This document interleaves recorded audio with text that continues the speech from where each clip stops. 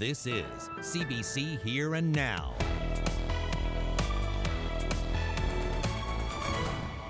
Less than 2 weeks away from back to school, education officials finally roll out the plan.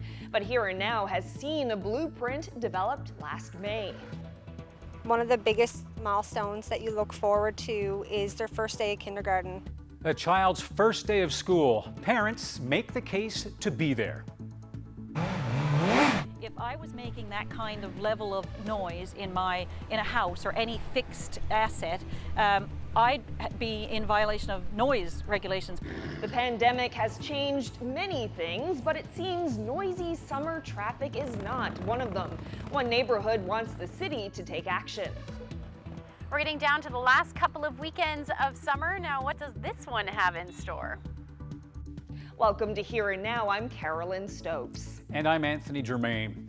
Well, parents and students wait for a finalized COVID-19 strategy. CBC News has learned the English School District provided the government with a blueprint for a back-to-school plan more than 3 months ago.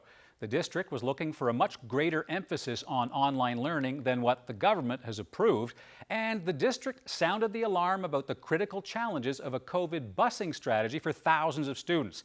Now, why the May back-to-school proposals were kept secret raises questions about what took the government so long to act.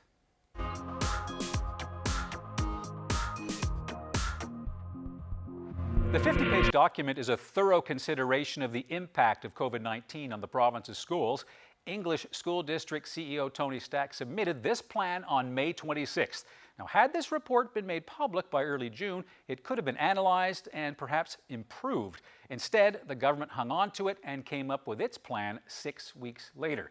Now, the May report covers it all: kindergarten students, special needs, cleaning, the well-being of teachers, the cost of COVID. It is comprehensive. The district was on the ball. Government, not so much.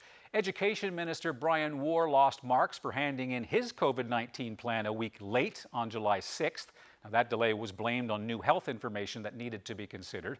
Now, it differs from what the district was looking for in significant ways, particularly when it comes to online learning. Reliance on online learning in the government's plan is almost a last resort in the event COVID-19 infections get really serious again. The district's blueprint says we may have to begin the school year with a high percentage of students participating in 100% online learning or a blended model. The district also put the hot-button issue of school buses on the government's radar back in May. It presented 20 ideas to find a solution. Well, CBC News has learned that Education Minister Tom Osborne was on the phone last night scrambling to find bus operators, but bus contractors say had the government asked 6 weeks ago, they could have acquired buses, but now it's just too late. So, to sum up how we got here, the district submitted a potential plan on May 26th. Brian Warr announces the government's plan a week later than promised. Then midsummer, we get a leadership change with a new premier, and he replaces the education minister.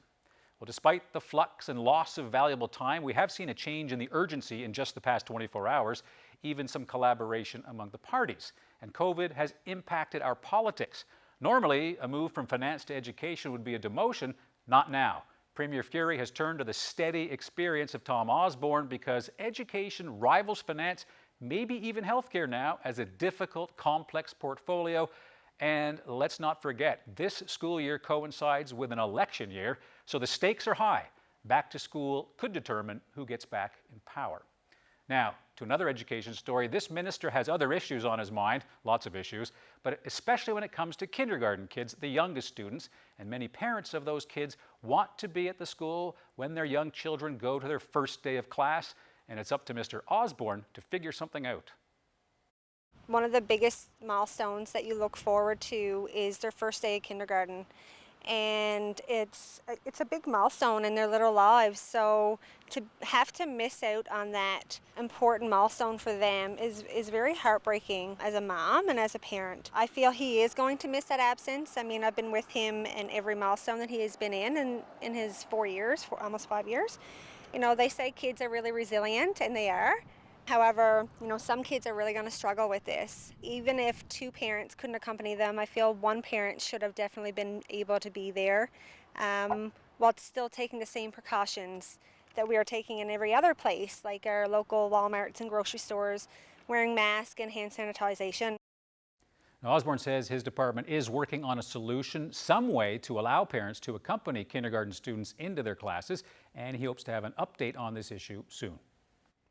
Well, the teachers union says government is listening to some of its concerns about the back-to-school plan, but big issues like the call for smaller class sizes remain unaddressed. NLTA President Dean Ingram says he has noticed a change in approach from the new premier and new education minister. I think there are positive steps. There's certainly positive measures taken, and I would offer that since Premier Fury came into his position, since Minister Osborne assumed the portfolio, we have had a change in tone. There's certainly been discussions which are moving in the right direction. That being said, there are further steps needed to be required. Well, in other news, the Signal Hill Neighborhood Association has been fighting for years to reduce the danger and the noise of vehicles speeding through that area. But despite years of meetings, ideas, and discussions, nothing has changed. Here and Now's Andrew Hawthorne has this update. 2020 has been a year of change. A new premier and cabinet, a new way of life adjusting to the pandemic. But some things remain the same. Mona Rossiter says these are the spring and summer sounds that bombard Signal Hill, and they're not alone. We've got a growing issue with modified vehicles that make excessively loud noise when they're moving through the streets of the city or outside the city. And we have tried to advocate with the city to take a leadership role to try to get the tools to solve this. So it crosses jurisdictions for sure. Now, if you're getting a sense of deja vu, that's understandable. Here's CBC's Jeremy Eaton reporting on the same story in 2011. Hit the streets in the summer and you've seen this. Or, at the very least, heard it. Rossiter has been asking for solutions to traffic noise for over a decade, and with little to show for it. City Councillor Sandy Hickman says he's been working towards solutions for years, including a traffic circle at the foot of the hill and even building alternate routes to the top. He says much of the problem is just due to the layout of the city. We have done a review of the speed limits, and the typical speeds are currently in the low 40s. But they still are accelerating. Whether you're going 100 or you're going 40 and you're going uphill, you have to accelerate. So therefore, your engine is going at its loudest, let's say. So the other problem is, yes, many vehicles have loud engines. Some are motorcycles, some are cars, some are old trucks that are trying to grind their way up that hill. It's a very tough situation. But Rossiter, well, she disagrees. Hogwash. That's what I'd say. Because about 400,000 cars use this road to go up to Cabot Tower annually, and 90% of them, they're just regular traffic noise. So, and there's hills all over the city. This issue exists all over the city. We're at the pointy end of it. So yeah, regular acceleration, like you can hear here, you can hear me fine. This is regular traffic going on behind me. It's the aggressively loud vehicles, the modified vehicles. After an interview with Rossiter aired on CBC Radio this morning, newly minted Minister for Service NL Sarah Studley reached out to see if there's a solution within the Highway Traffic Act. But that conversation is only beginning, and for residents in the Signal Hill area, they've been hearing it for a long time. We had a person with the technology that just sat and monitored the noise levels and got a readout of all the decibels, and you should see the actual chart.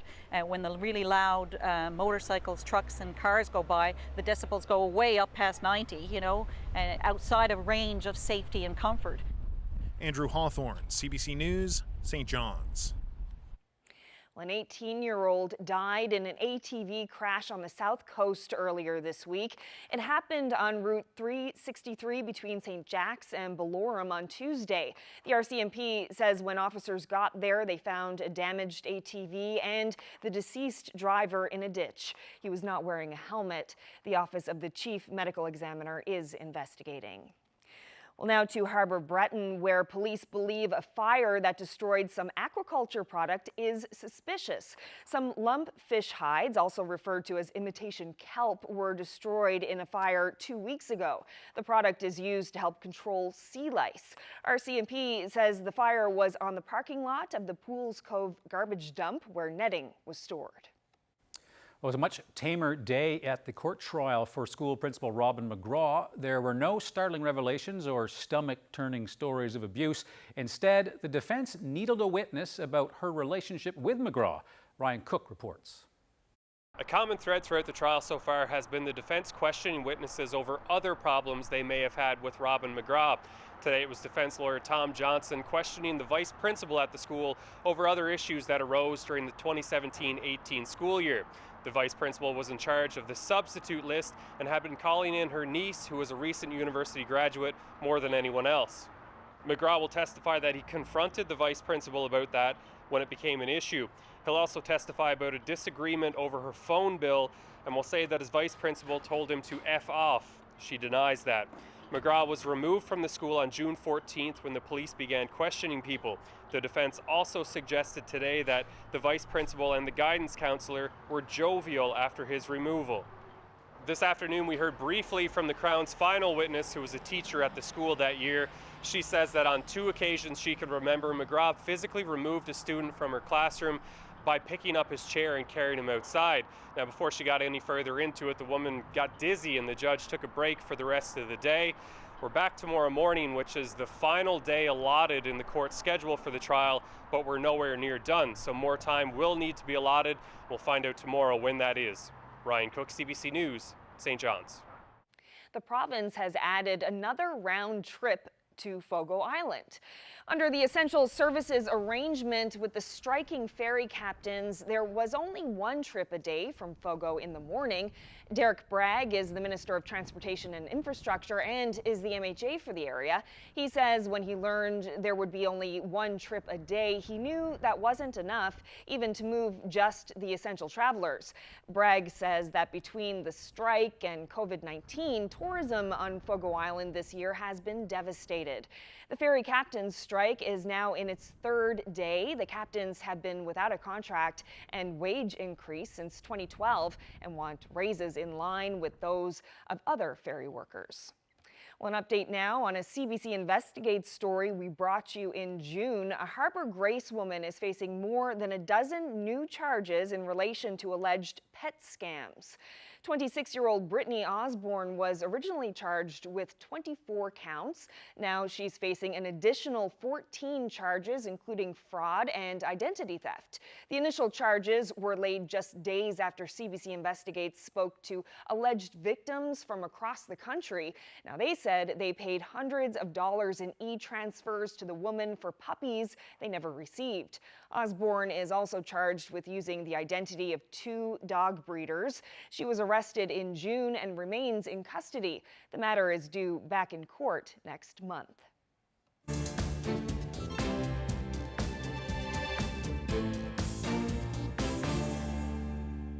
No action on the basketball courts of the NBA, but they should return tomorrow, maybe Saturday. The league says all of today's games have been postponed, including a second-round playoff match between the Toronto Raptors and the Boston Celtics. All of yesterday's games were postponed when the Milwaukee Bucks refused to play, protesting the police shooting of Jacob Blake in Wisconsin on Sunday. Jamie Strachan has more on the players' actions and the reverberations in sports around the world. Terrence Davis. The NBA says the playoffs will resume, but tonight's contests, including the Toronto Raptors game, have been postponed. The league hopes to resume games tomorrow or Saturday. This all started when the Milwaukee Bucks decided not to take the floor for their game last night, part of players' ongoing protest against police shootings of black people. The most recent incident involved a man in Kenosha, 65 kilometers south of Milwaukee. Police shot Jacob Blake several times at close range on Sunday, leaving him partially paralyzed. Despite the overwhelming plea for change, there has been no action, so our focus today cannot be on basketball. Emotional statement. Other sports quickly followed. A number of Major League Baseball games were postponed. I think the most difficult part is to see, people still don't care. And for this to continuously happen, it just shows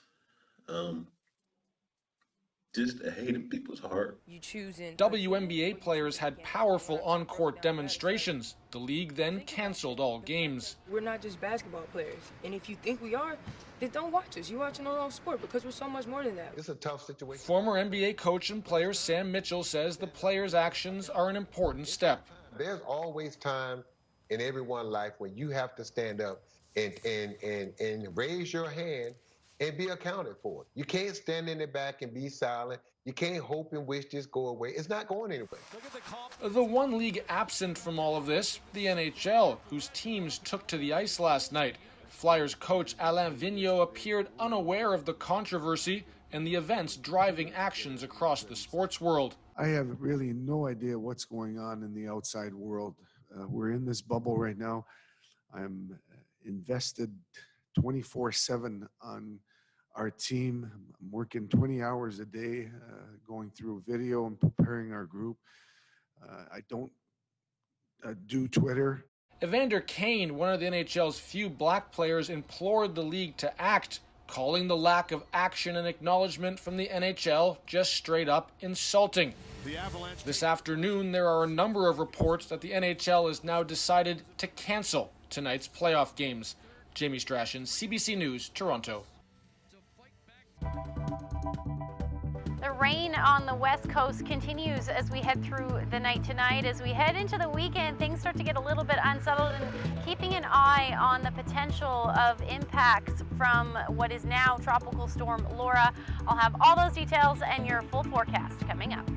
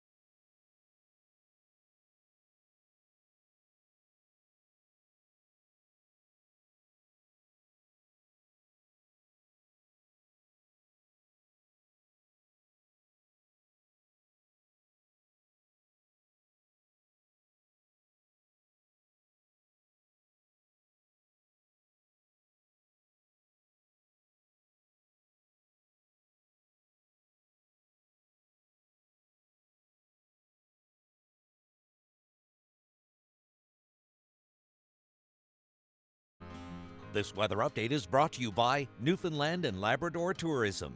This year, it's Stay Home Year, the year to rediscover home.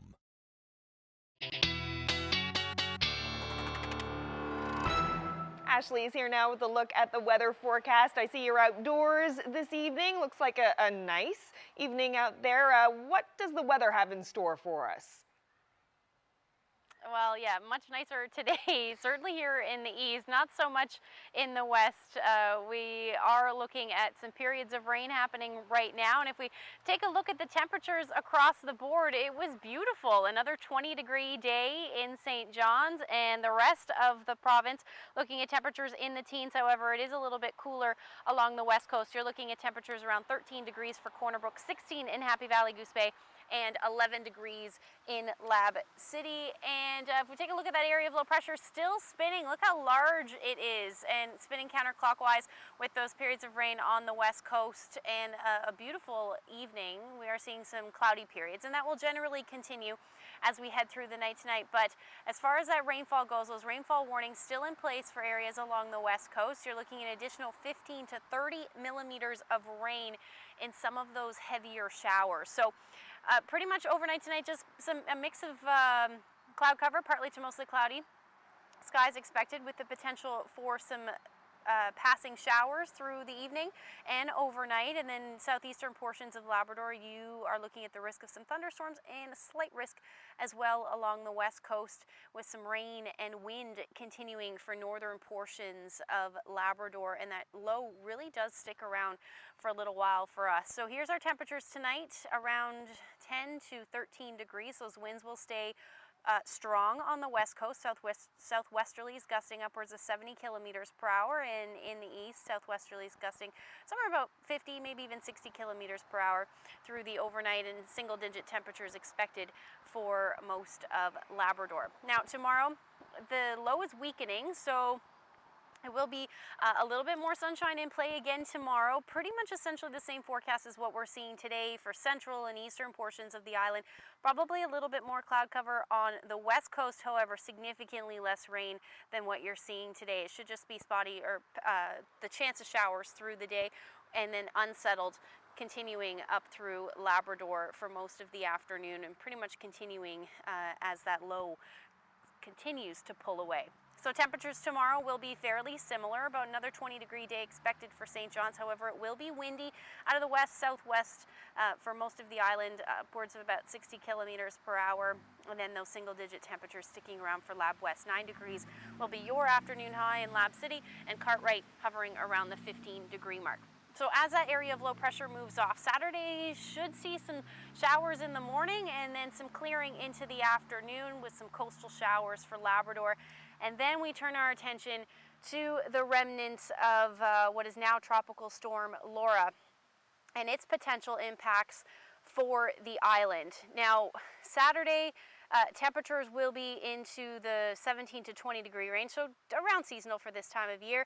And then as we head into Sunday, that's when we'll see the potential. Sunday into Monday. Now, the forecast track at this point, any shift, you see this cone here, any shift in that is where you could see at this point, where the low could move.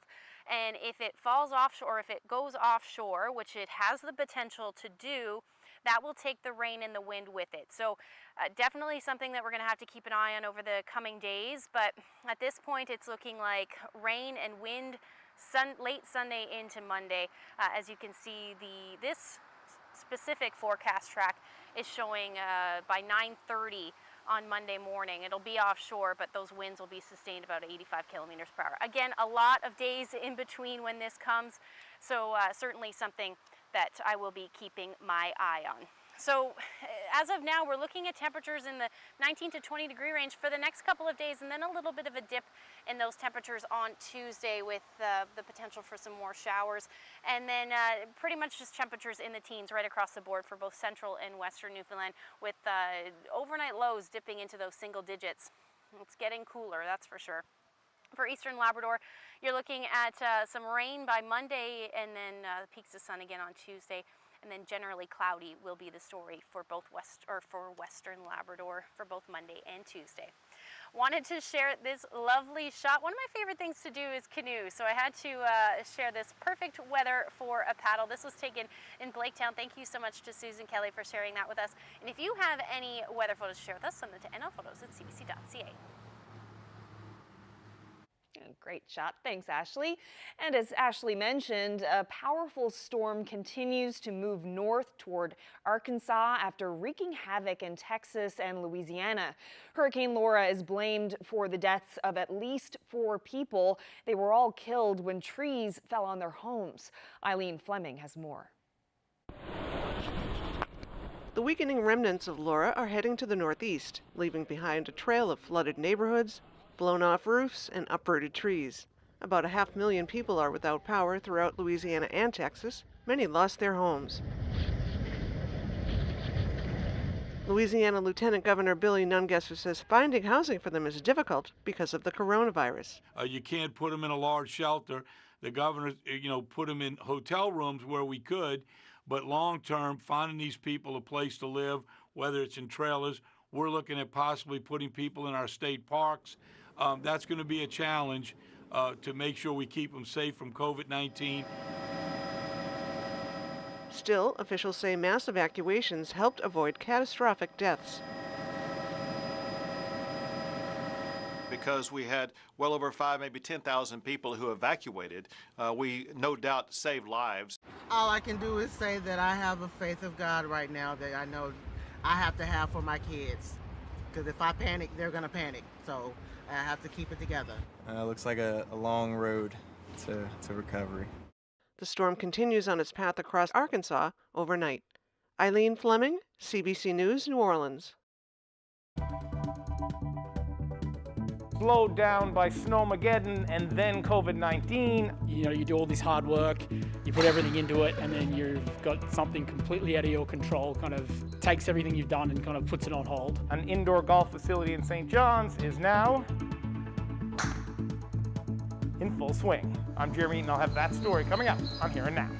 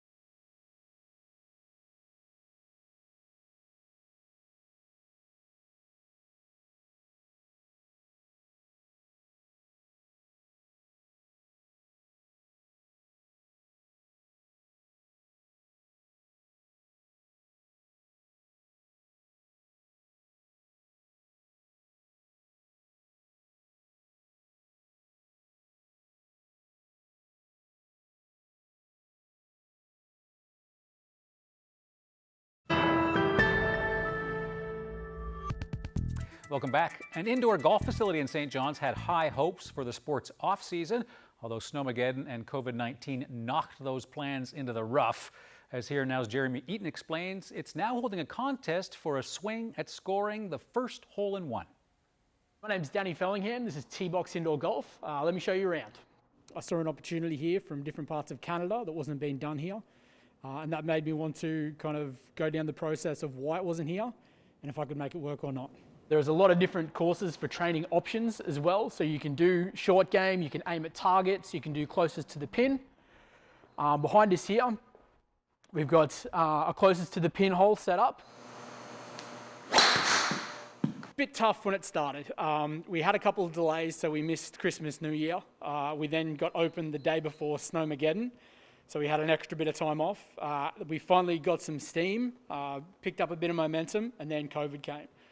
So a little rough to start, but I mean, it is what it is, and I'm probably doing okay compared to some businesses. So I started this business because I saw an opportunity, not because I'm the world's greatest golfer. Really tough. I guess mentally, you do all this hard work, you put everything into it, and then you've got something completely out of your control, kind of takes everything you've done and kind of puts it on hold. But I was here every day. I love what I do. We get such a good response when people come in that it's definitely worth fighting for when we can get moving. So we have a large selection of different golf courses from around the world. So for people who aren't super confident on the golf course, very hard to lose a ball here. Has been done, but very hard to do so. You get analytics on every shot. So from the people who aren't confident with the golf club to people who really want to dial in their numbers, get data, get feedback, and it's a lot of the same technology that you'll see PGA Tour players use when they're warming up, tuning up, getting ready to actually go out and play their round. So this one goes into hockey, baseball, soccer, lacrosse, shooting, hunting, skeet shooting. The hole-in-one competition, yes. So what we're doing there, we have prizes from different businesses around Newfoundland. Overall, there's over about $800 worth of prizes to give away. We've yet to have someone come in and hit the hole-in-one. No one's claimed the first one yet, so we want someone to come in, be the first, and obviously the biggest prize out of all of them is the bragging rights to say you were the first person ever to hit the hole-in-one. Well, that's one way to have fun. Here's another. Eli Glassman. Go ahead, Thank you. right. As it will be for a lot of people, this screening of Tenet was my first time in a theater since March. This makes the experience more intense.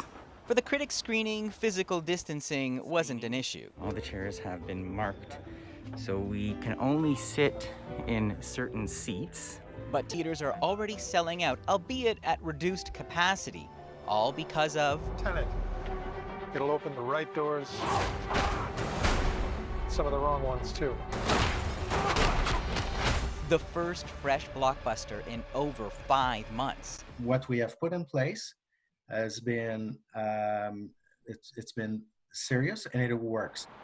With cleaning and distancing procedures in place since June, Cineplex says it's ready. We've been getting a lot of comments that people, they feel safer in a movie theater than they are anywhere else.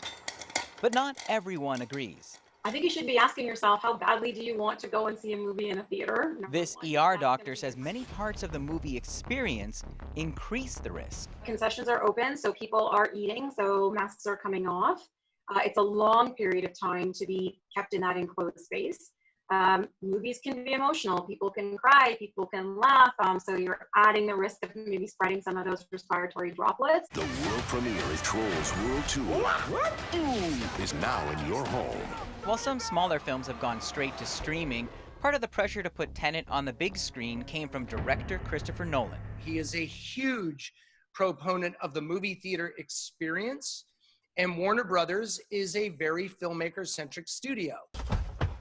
Here we are. And so with actors like Tom Cruise, who's not even in Tenet, Back to the movies. hyping up the experience, the industry waits to see if audiences will consider going to the movies a risky business. Back in the movie theater, everybody. Eli Glassman, CBC News, Toronto.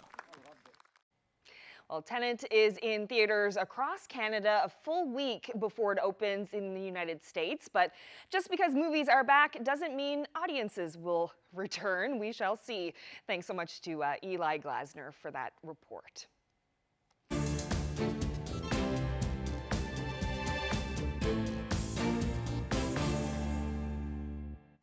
A white supremacist from Australia has been sentenced to life in prison for the massacre of 51 people at 2 New Zealand mosques last year. The hatred that lies at the heart of your hostility to particular members of the community that you came to this country to murder has no place here. It has no place anywhere. The judge said even as the most severe punishment handed down in New Zealand, it was not enough to atone for the crimes. The gunman was additionally sentenced to 40 concurrent terms of 12 years in prison for attempted murder and another life sentence for terrorism. Many of the more than 90 survivors and loved ones of the victims gathered outside the court to hear the proceedings. The 2019 attack led to a ban on most semi-automatic weapons in New Zealand.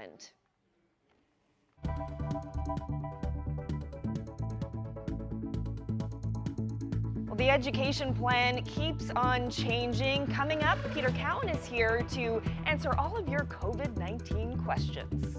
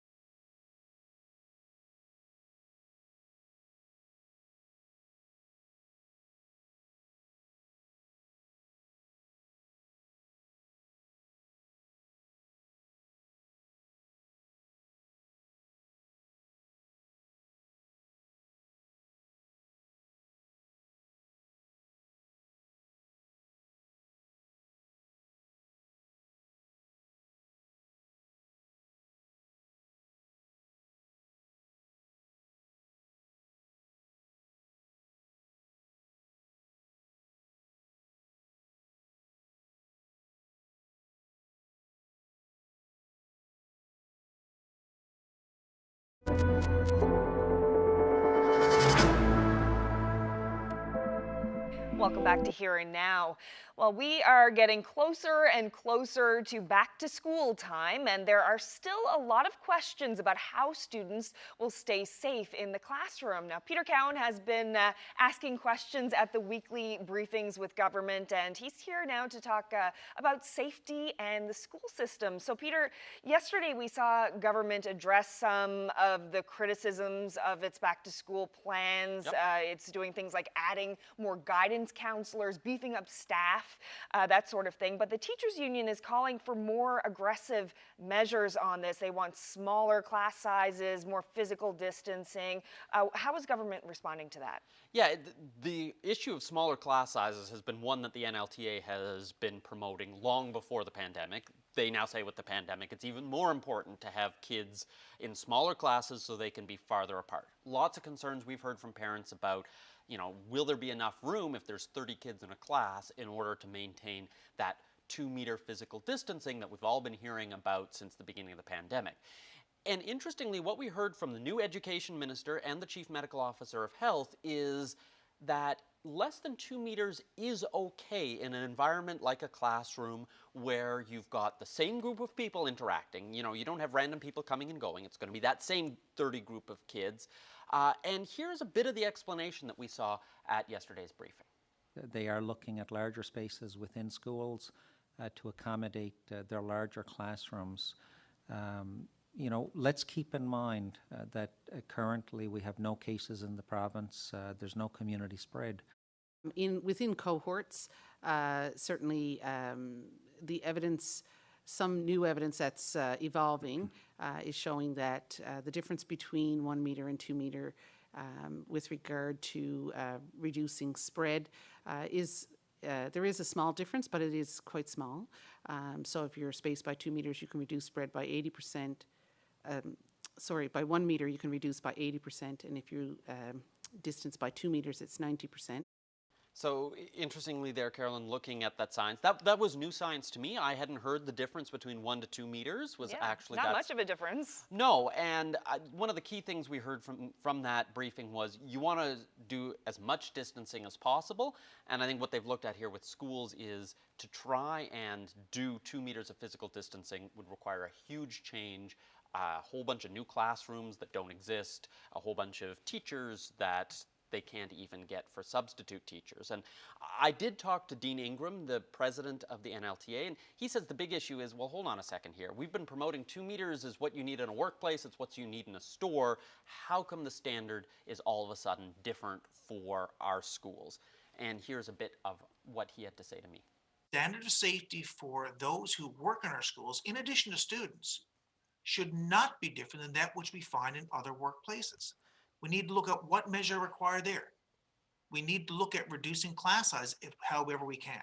We need to look at putting in place necessary protective measures, including various measures of PPE. Okay, so that's what happens when children get into the classroom, but there's also a lot of concern about getting to school and the busing system and how all of that will work. Many parents are wondering if their child will even have a space on a school bus. What's the situation there now? This is another issue where we're seeing movement from government. Initially they were like, nope, this is the best we can do. There may be up to 6,000 kids who would normally be eligible for the bus. There just won't be room for them. Now we're seeing that the new education minister said, okay, I'm going to go beat the bushes and see if I can find more school buses. That's difficult to do. There aren't a lot of new school buses sitting around. Normally 12 years old is the cutoff. We've already seen they're allowing some 13-year-old buses. They ordered buses last fall that still haven't arrived, and every other jurisdiction on the continent is looking for school buses. And you might be able to say, well, what about coach buses? Like, they're not being used right now. You know, we don't have a lot of bus tours. The problem, of course, is they don't meet the same safety standards that we see for school buses. They don't have the stoplights, the arms, all those other safety things that we normally expect for school buses. But we have heard that they are trying to see what they can do to reduce the number of students that are going to not be able to be on buses. Here is what Tom Osborne said. There's been a number of discussions about busing raised at the discussions that we've had with stakeholders. including members of the House of Assembly. It is something that we are working on and working towards reducing the number of students that have been impacted to ensure that we can accommodate as many as possible. It'll be interesting to see. He wasn't very specific on what those measures may be, but we do know that him and the school board as well, he's even said, you know, the new premier has been calling contacts to see if they can find buses from anywhere. So we don't know what that's going to accomplish just yet, but they are at least listening to those concerns and say they're trying to address them. Okay. And of course, when students go back to class, it's often associated with the cold and flu season. That's when we start to see, sicknesses come out, which is going to be even more complicated this go around because the symptoms are very similar to COVID. Yeah, I know a lot of parents are worried about, what happens if my little kid gets a cold and they've got the runny nose, they've got the sore throat. It may not be COVID-19, no, but they're still... they have to stay home. Exactly. They're not allowed to come. And we also heard concern, will there be enough testing available? Because, okay, well, I should get my kid tested then because maybe it is COVID-19. The good news is all these things that we have been doing over the last 5 months, the hand washing, the masks, the physical distancing, cleaning heavy touch surfaces, those are all things that also help stop the spread of colds and flus. They spread very similarly to the coronavirus. So the hope is that not only will we have a low number of COVID-19 cases this winter, but we'll also have a low number of cold and flu. And that's something that Janice Fitzgerald is rather optimistic about. All these diseases that we see when the school restarts generally are spread in exactly the same way COVID is. So all of these measures that we're putting in to protect against COVID spread will also help to protect against the spread of these diseases as well. So I think that, I'm holding out hope that we're not going to see as high a level of those diseases as we normally would. The one thing she has said is she's really hoping that this year people will get the flu shot. Right. Normally we only have maybe 20 or 30% of the population. She's hoping it'll be as high as 80%. Why is that? Well, hopefully then, it reduces the number of people who end up being hospitalized every year from the flu, saves those spaces for possible COVID-19 patients, but it also just means then, you won't have the sniffles, you won't have those same symptoms, and you won't need to get tested. You won't be worried about, oh my gosh, maybe I have COVID. So we're still a few months away from the usual flu vaccine, but they are hoping that this makes this a more urgent issue and people take the flu vaccine more seriously than they normally would. Okay, great. And some good news today, too. We are the 17th straight day now with no new cases of COVID-19. It's kind of nice that it's become a bit routine, that it's like, okay, another day, no new cases, no active cases, not much new to report there, and that's just the way we like it. Yep, absolutely. Peter Cowan, thank you so much for breaking all this down for us. Anytime, Carolyn.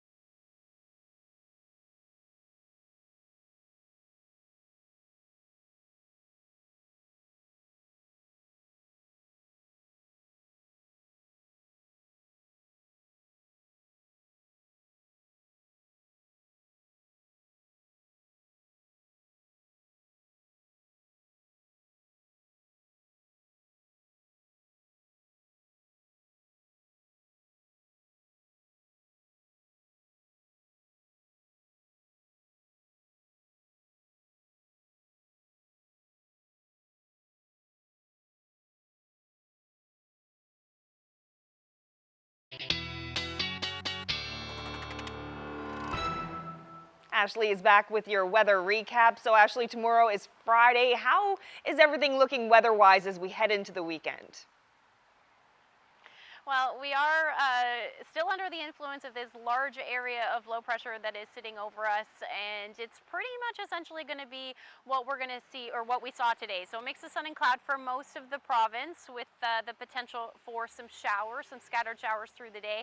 Along the west coast, more than likely going to see that cloud cover stick around, but significantly less rain than what you saw today. And then up through Labrador, you're just looking at the potential for some showers again through the day. It's the weekend that we're going to pay, or that I'm going to pay attention to, certainly for the potential of the remnants of hurricane, or what is now tropical storm Laura, to make its way and potentially impact the island. So definitely something that I will be keeping an eye on. All right, thanks, Ashley. Of course, we'll keep our eyes on that weather system. To the west coast now, where a fisherman has befriended a giant tuna, and he has the video to prove it.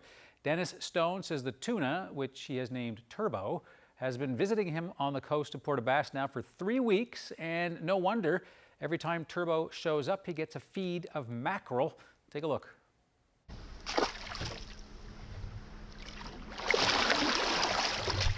Oh, every morning I got nets out for catching mackerel and herring for bait, and he comes there every morning, look for fish falling out of the nets, and I got a habit now. I tosses and off to herring, and he comes and gets them.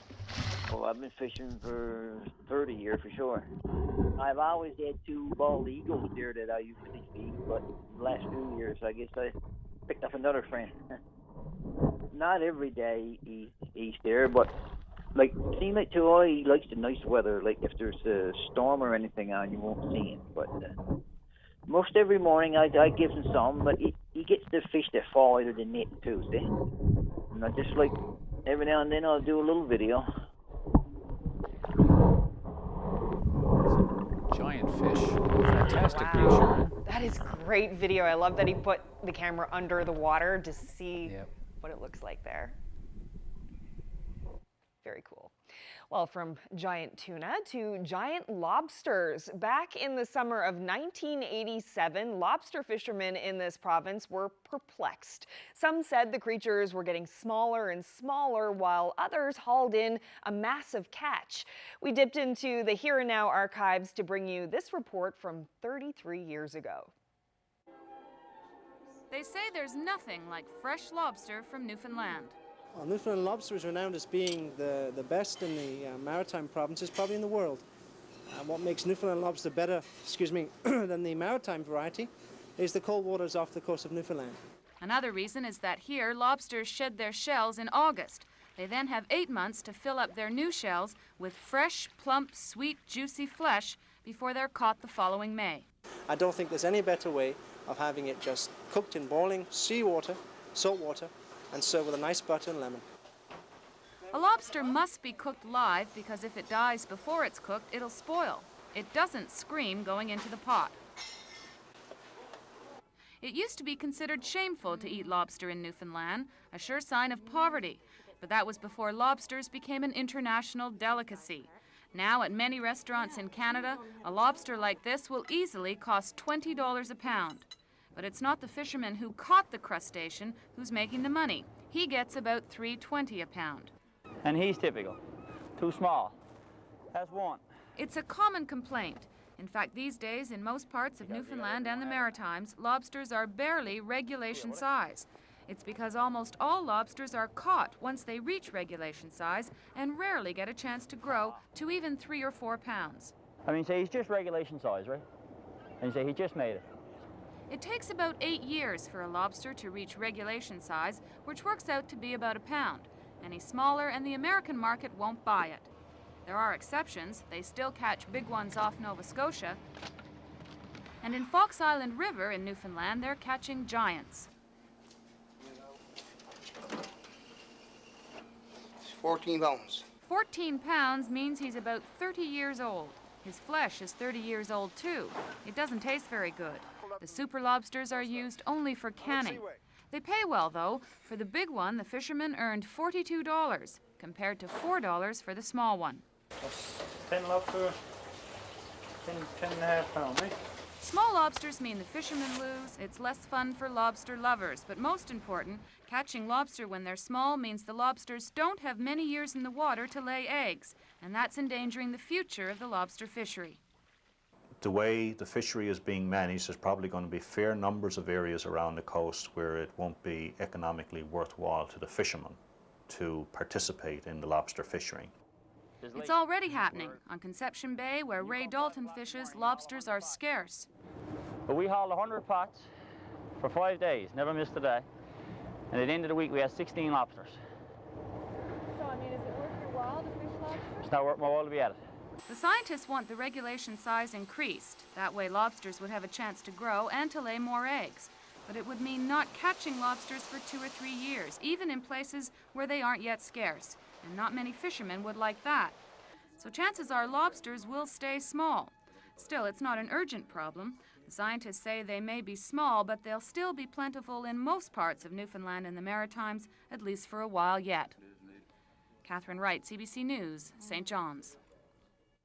Well, staying with the sea, some highly trained recruits are patrolling the beaches in Italy. They're keeping a watchful eye on swimmers and are ready to jump into action at the first sign of trouble.